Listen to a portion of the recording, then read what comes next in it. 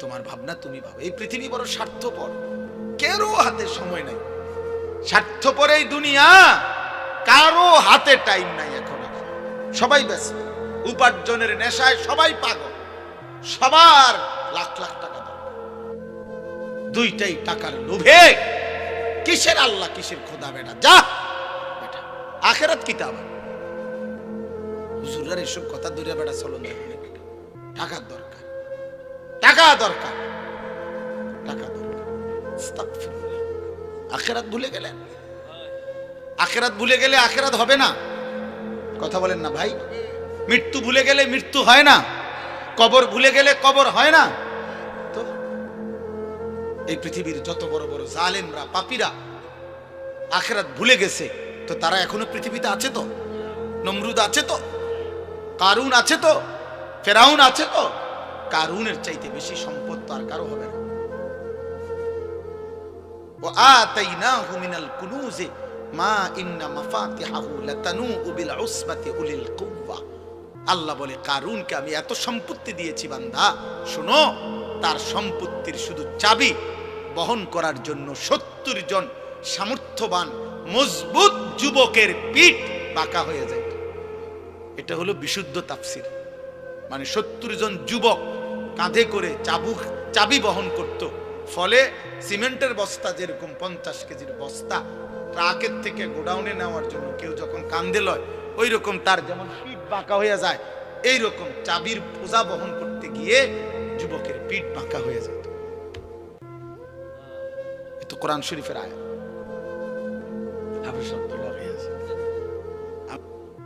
আমি এই জন্য অনুরোধ করলাম, আমার কথা অল্পই, আমি শুধু মনে করাই দিলাম আখেরাত। দুনিয়া বুঝানোর মতো লোকের অভাব নাই বাবা। এখান থেকে আপনি শুধু বলেন, এইখানে এখন দাঁড়াইয়া শুধু বলবেন যে আমি দেবিদ্বার যাবো শহরে, দেবিদ্বারে কেমনে যাবো, দেখবেন আপনাকে বুদ্ধি দিবার জন্য 1000 লোক পাইবেন। আপনি শুধু জিজ্ঞাসা করবেন আমি ঢাকায় কোন গেলে ভালো হয়, আপনি দেখবেন বুদ্ধি দেওয়ার মতো শত শত লোক পাইবেন। দুনিয়া বুঝাইবার মতো লোকের অভাব নাই, আখেরাত মনে করাইবার মতো লোকের বড় অভাব। আজ যুবক তোমাদেরকে দুনিয়া, এই মোবাইলওয়ালারা প্রত্যেকেই হাজার হাজার ছবি, নারী, কথা বার্তা, কতভাবে তোমাদেরকে দুনিয়ার স্বপ্ন দেখাইতেছে, রঙিন পৃথিবী ছিনাইতেছে, যার ফলে চুল বদলায় ফেলছো, চেহারা বদলায় ফেলছো, আল্লাহর পরিচয় বদলায় ফেলছো, নবীর পরিচয় বদলায় ফেলছো, বাবা মা বংশের রক্তের পরিচয় চেঞ্জ করে ফেলছো। তোমরা একটা ছেলে বলো বাবা, যাদের চুল মুশরিক বেঈমানের মতো, এই ডান দিকে বাম দিকে সামনে বড়, তোমার বাবা কি মুসলমান? মুসলমান হলে তোমার চুল এমন কেন? 365 দিনে খোদার এক বছরে 2025 সাল, একটি বছর যাদের জীবন থেকে গেল, অথচ একদিনও ফজরের নামাজ পড়লা না, তুমি মুসলমানের বাচ্চা?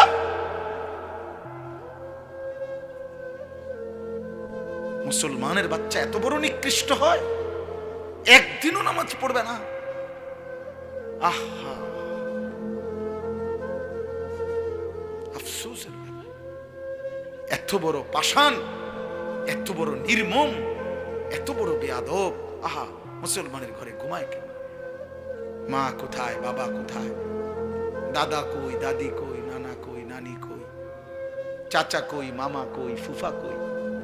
কেউ একটাবার জিজ্ঞাসা করে না, কিরে এই বাচ্চাটা দিয়ে একদিনও ফজরের নামাজ পড়ে না।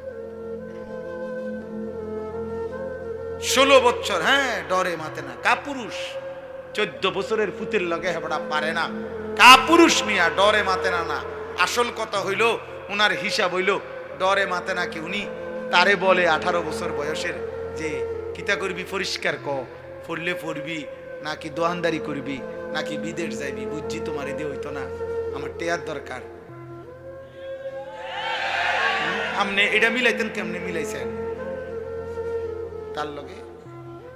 তেজন কইছে বিদেশ যাইবো, আপনি 12 লাখ টাকা কেমনে মিলাইছেন? আপনি একটাবার জিজ্ঞাসা করলেন না যে আমি তোর জন্য টাকা দেব কেন, তুই তো আমার আল্লাহকে সেজদা দাও না? কই আপনি দি এটা কইলেন না? আপনি 12 লক্ষ টাকা কোত্থেকে আনছেন? 6 লাখ টাকা সুদ নিলেন কেন, কিস্তি নিলেন কেন? এই বাবারা বলেন মিয়া, 12 লক্ষ টাকা 8 লক্ষ টাকা যারা হারাম সুদে কিস্তিতে নিয়া ছেলেকে বিদেশ পাঠাইছেন, অথবা বাজারে দোকান লইয়া দিছেন, অথবা চাকরির ব্যবস্থা করে দিছেন হারাম টাকা দিয়া, হারামের মাধ্যমে, আপনি বলেন এখানে দাঁড়াইয়া, এই ক্যামেরাগুলোর সামনে এখানে দাঁড়াইয়া এখন বলেন, হুজুর আমি 3 লাখ টাকা সুদে লইছি, কিস্তিতে লইছি আমার ফুতের লাইগা, এই আশায় আল্লাহ যেন আমার জাহান্নাম থেকে মাফ করে, আল্লাহ যেন আমার ফুতের উসিলায় জান্নাত দেয়, এই জন্য এনে এখন বলেন কেন? তাহলে কেন কেন নিছেন? টাকার লোভে। আমনেও লুবি, আমনের ফুতেও লুবি।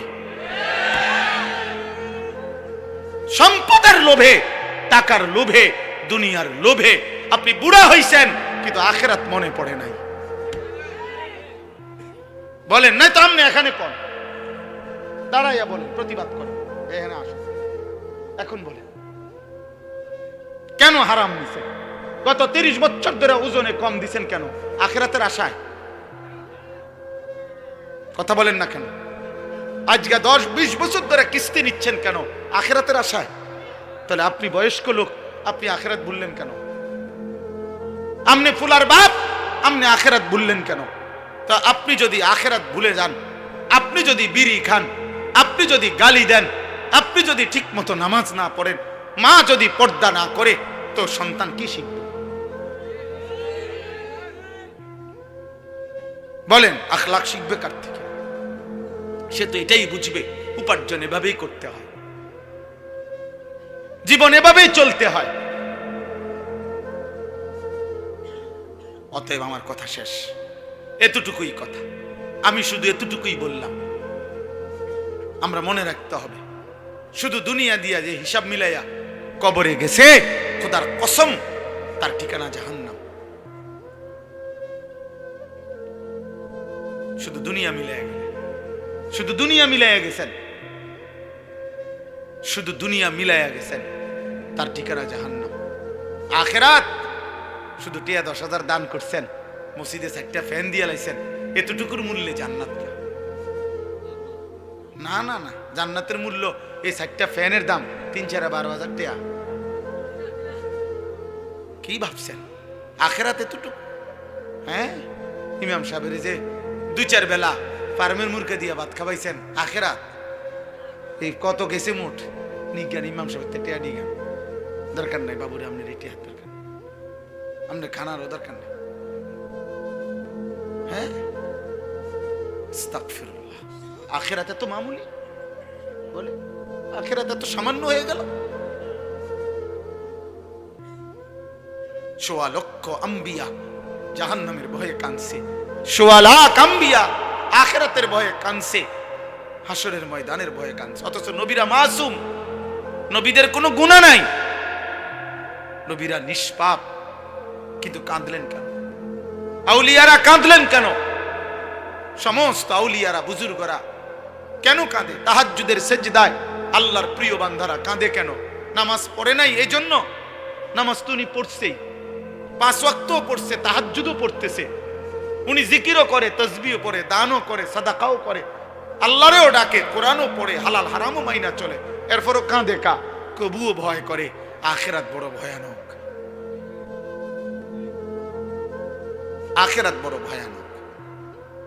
অতএব আমরা প্রত্যেকে ইনশাআল্লাহ, কিশোর ভাই, যুবক ভাই, তোমার কাছে বলে গেলাম, আমরা এটা ইয়াকিনের সাথে বিশ্বাস করি, হেদায়েত, ফয়সালা, পরিবর্তন আমার হাতে না, কোনো বক্তার হাতে না, কোনো নবীর হাতে না, কোনো পীরের হাতে না, কোনো আলেমের হাতে না।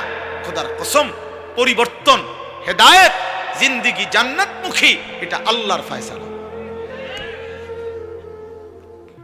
কার ফয়সালা? আমরা শুধু বলে যাই, আমরা শুধু মাইক দুয়ারে দুয়ারে ফেরি করি, আমরা শুধু বলতে থাকি, যেখানে যেদুর সুযোগ পাই আল্লাহর কথা বলতে আসি, বলতে যাচ্ছি, কিন্তু ফয়সালা কার হাতে? আল্লাহ আমাদেরকে কবুল করেন, আল্লাহ তাআলা তৌফিক দান করেন। চলেন এবার এই আয়াতগুলোর তরজমা শুনেন, তাইলে এই কথা শেষ। এই যা বলার বলে ফেলছি।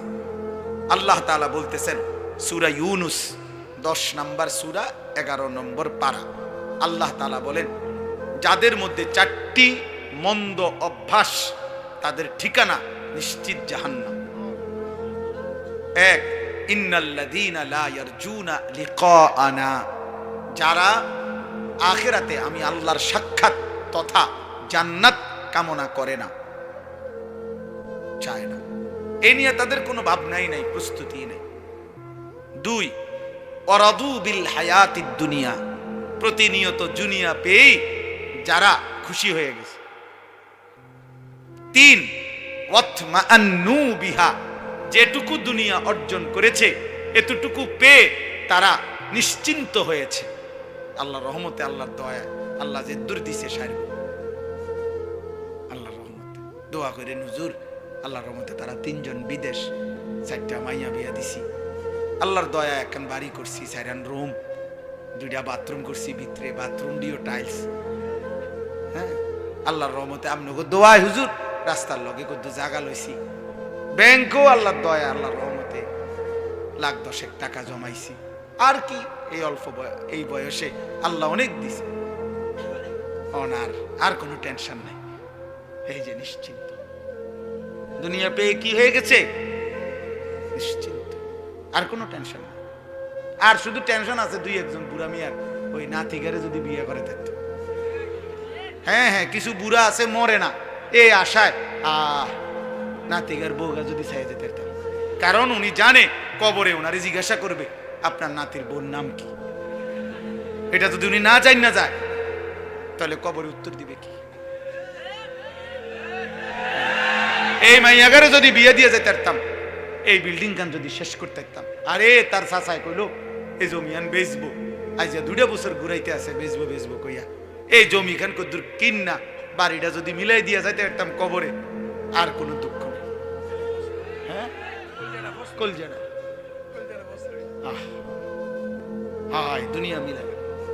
দুনিয়া মিলাইয়া নিশ্চিন্ত। যেটুকু অতৃপ্তি দুনিয়া নাই দেখতে, দুনিয়ার যেখান দিয়ে যে দুর্কমতি, এই জন্য একটু অশান্তি, আর নাই তো শান্তি।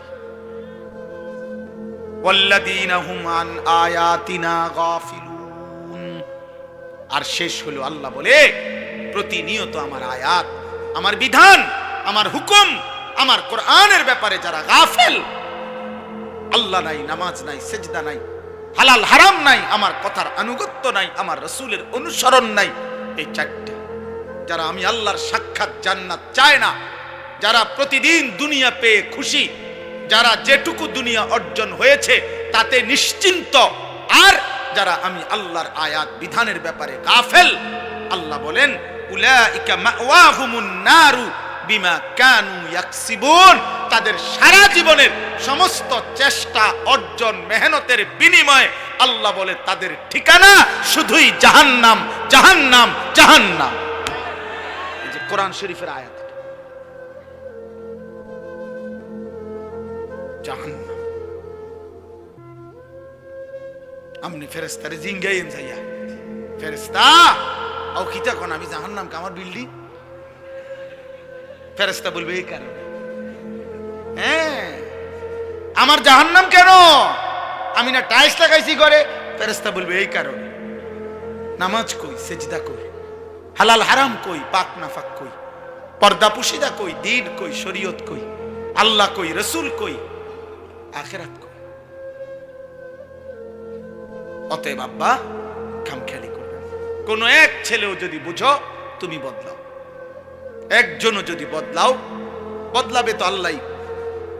ফিকির কর, সবাই দেখা দেখি নষ্ট হয়ে যায়, নারী দেখে, ছবি দেখে, অস্থির দৃশ্য দেখে বাবা নষ্ট হয়ে যায়। পৃথিবী মনে রাখবে না, আখিরাতও মিলবে না, দুনিয়াও নাফরমানকে মনে রাখে। ফেরাউন দুনিয়া ভোগ করছে, পৃথিবী কোন কুত্তার নামও ফেরাউন রাখে না। আজ পৃথিবীতে কোন কুত্তার নামও নাই নমরুদ, কোন কুত্তার নামও নাই আবু জাহেল, কোন কুত্তার নামও নাই আবু লাহাব। নাফরমানকে কেউ স্মরণ করে না। 1450 বছর আগের এক কালো গোলাম, হাবশি গোলাম বেলাল, আজও লক্ষ কোটি ইমানদারের সন্তানের নাম বেলাল। সেজদাওয়ালা ভোলে না, বেলালের নাম আজও আছে, ইসরাফিলের ফু পর্যন্ত থাকবে। ইনশাল্লাহ কইতে হইব না, থাকবে। হ্যাঁ, এটা আল্লাহর ফয়সালা, এটা আল্লাহর ফয়সালা, আল্লাহর কোরআন। আল্লাহ বলছে ঈমান এবং আমলের বিনিময়ে আমার সৃষ্টির অন্তরে আমি ভালোবাসা আমি নিজে আল্লাহ দিয়ে দেব। প্রতি যুগের মানুষ নাই তো জুনায়েদ বাগদাদের চেনে কেন? উনি তো এই এলাকার না। প্রত্যেক জামানার মানুষ আব্দুল কাদের জিলানীকে চেনে কেন? প্রত্যেক জামানার মানুষ আবু বকরকে চেনে না কেন? এবং সবাই আগে, আজ থেকে 500 বছর আগে মানুষ যেই পরিচয়ে চিনত, আজ ওই পরিচয়ে চিনে। কথা বোঝেন না? না ক্ষমতা থাকলে বিরাট কিছু, ক্ষমতা না থাকলে কিচ্ছু না, এমন তো না।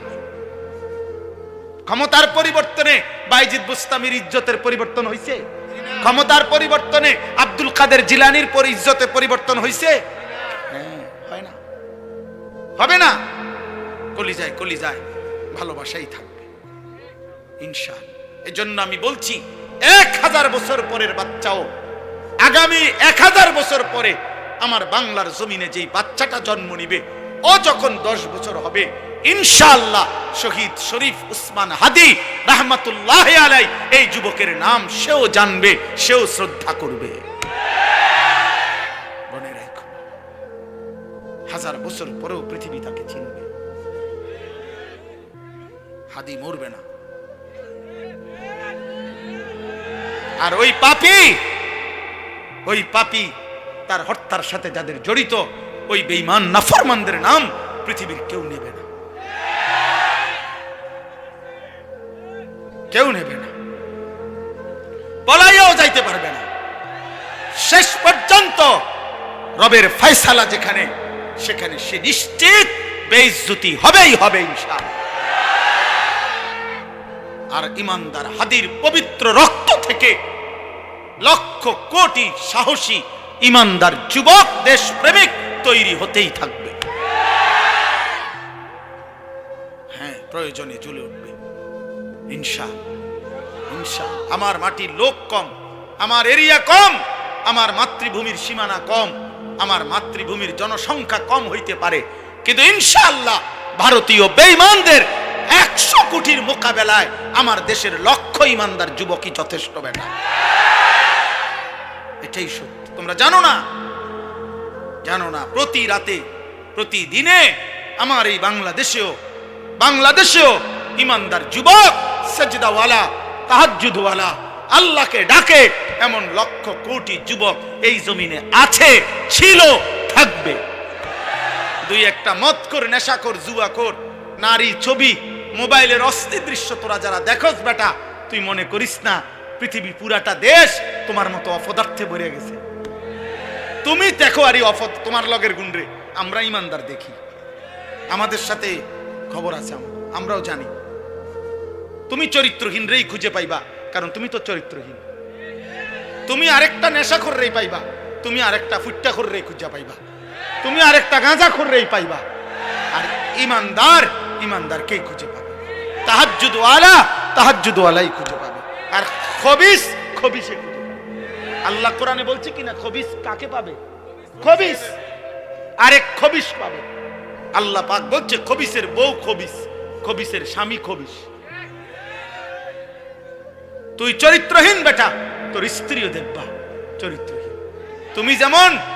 তুমি যেমন 12 ঘাট ঘুরে আইছো, তো বউ হীরাও দেখবা এবারে 16 ঘাট ঘুরে আইছে। সেদিন বুঝবা জীবন জাহান্নামের টুকরা হবে।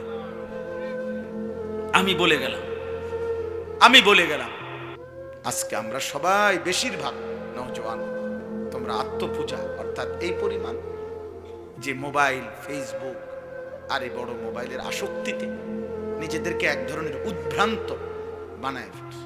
তোমাদের মধ্যে এই অনুভূতি কম, তোরা বুঝতে চাও না, বুঝতে চাও। মানুষের কর্তব্য, মুসলমান তার কর্তব্য, তার আখেরাত, মুসলমান তার আত্মপরিচয় ফেসবুক দেখে ঠিক করলে হবে না, ইউটিউব দেখে ঠিক হবে। আবারও বলতেছি, দুনিয়া বুক করা যায়। নাচলা, গাইলা, ফুর্তি করলা, নারী দেখলা, ছবি দেখলা, মদ খাইলা, জুয়া খেললা, রাস্তায় দাঁড়াইয়া পেশাব করলা, পরের বোন, পরের মা যাচ্ছে, তুমি অসভ্য জানোয়ারের মতো বিশ্রী কোনো কমেন্ট করলা, আচরণ করলা, অসৎ বন্ধুদের সাথে আড্ডা দিয়ে উলঙ্গ কথাবার্তা বললা, এটা তো সহজ। ভেসে যাওয়া স্রোতের সাথে এটা তো সহজ, কিন্তু স্রোতের প্রতিকূলে দাঁড়িয়ে থাকা কঠিন। এই জন্য গুনার এই আড্ডায় ভাইসা যাওয়া এটা তো সহজ, কিন্তু তার প্রতিকূলে, তার বিপরীতে আল্লাহর দ্বীনের উপরে, কালেমার উপরে, ঈমানের উপরে, আখিরাতের উপরে টিকে থাকা কঠিন। কিন্তু সফলতা, সম্মান, ইজ্জত যুগে যুগে তাদের কপালেই জোটে। স্রোতে যারা ভেসে যায় না, প্রতিকূলে মজবুত করে দাঁড়িয়ে থাকে। अगरचे बुत है जमात की आस्तीनों में मुझे है हुक्म खुदा ला इलाहा इल्लल्लाह। এটা ইব্রাহিম আলাইহিস সালামের কথা আর কি। বাকি কথাটাকে আল্লামা ইকবাল শেরের আকারে বলছে। ইব্রাহিম আলাইহিস সালাম বলেছিলেন যে, হে আমার জাতি, তোমাদের প্রত্যেকের বগলে, হাতে যদি একটা একটা করে মূর্তি থাকে, সমস্ত মূর্তির মাঝখানেও যদি আমাকে দাঁড় করাও, আমি সেখানে দাঁড়িয়েও বলবো লা ইলাহা ইল্লাল্লাহ। আমি শুধু আল্লাহকে মানি, আমি শুধু আল্লাহকে মানি, আল্লাহকে মানি।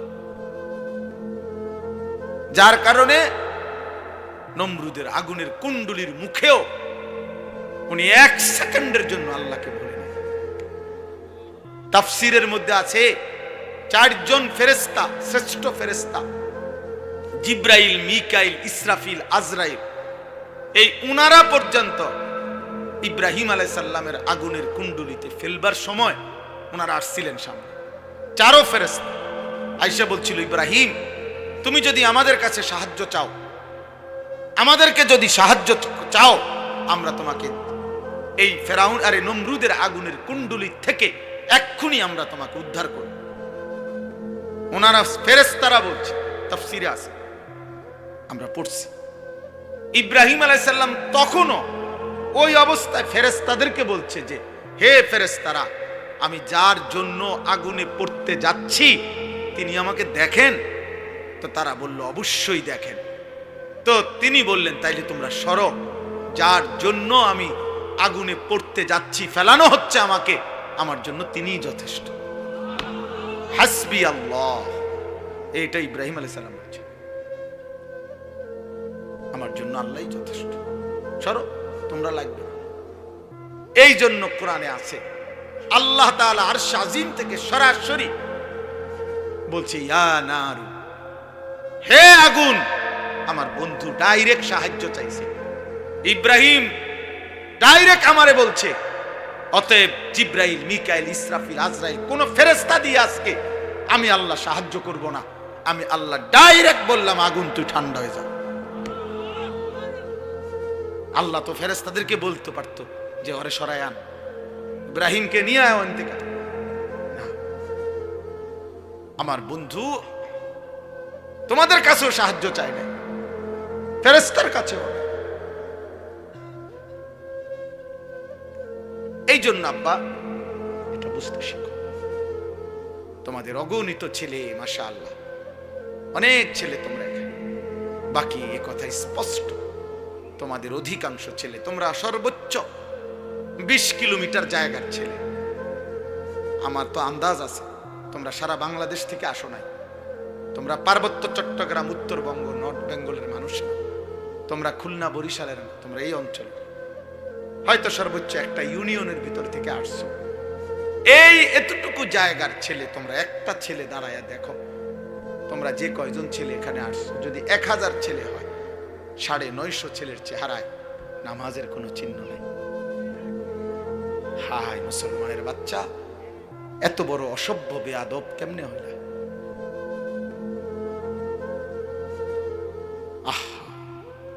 এত অল্প বয়সে 14 বছর 20 বছরে আল্লাহ বলে গেলা, এত কম বয়সে আল্লাহ ভুলে গেলা, এত অল্প বয়সেই মালিক চেনো না, এত অল্প বয়সে 1 ওয়াক্ত নামাজের সেজদা দাও না। তাহলে আগামী 20 বছর এইভাবে যদি তোমার পার হয়, তো তুমি তো দাজ্জাল হয়ে যাবে।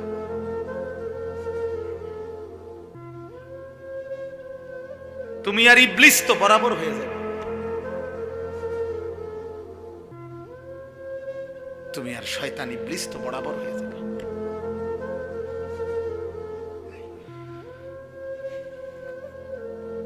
কোরআনুল কারীমের মধ্যে আল্লাহ বলছে শায়াতিনাল ইনসি ওয়াল জিন, মানুষ শয়তান এবং জিন শয়তান,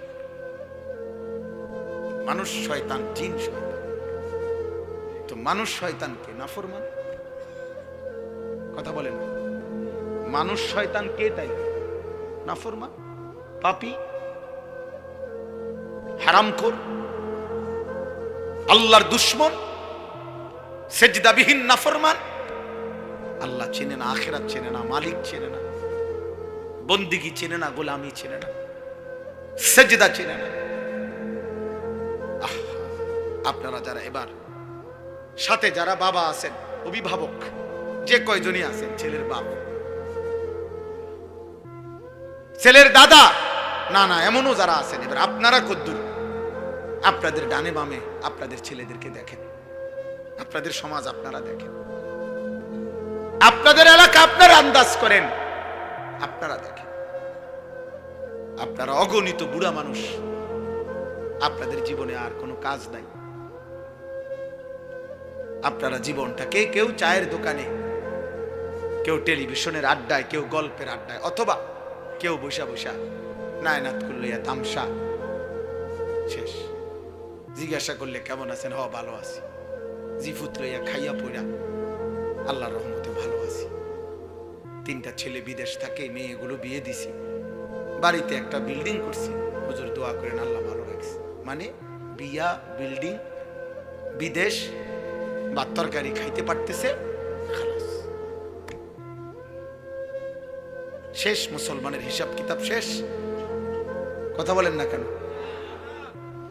তো আখিরাত